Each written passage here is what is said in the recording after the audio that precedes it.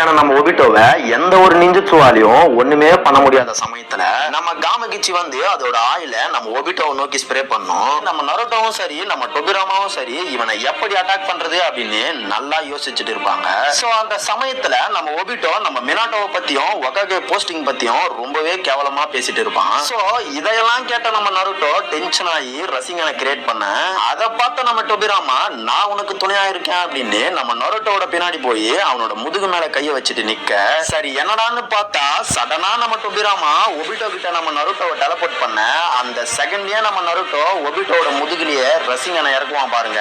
செம்ம கூஸ்பம்ஸா இருக்கும். அங்க இருக்க எல்லாருமே ஷாக்கு, ஈவன் மினாட்டோ கூட. அது எப்படான்னு பார்த்தா அப்போதான் புரியும் நம்ம நருட்டோ சேஜ் மோடுக்கு மாறி இருப்பான். ஏன்னா காமகிச்சியோட டோடாயில் வந்து நம்ம ஒபிட்டோட ட்ரூத் செக்கிங் ஆப்ஸை நல்லா அட்டாக் பண்ணிருக்கோம். சோ அதை கவனிச்ச நம்ம நருட்டோ சேஜ் மோடுக்கு மாறினா ஒபிட்டோவை அட்டாக் பண்ண முடியும் அப்படின்னு நல்லாவே யோசிச்சிருக்கான். சோ நம்ம நருட்டோவை யாருக்கெல்லாம் பிடிக்கும் அப்படின்றத கமெண்ட்ல சொல்லுங்க.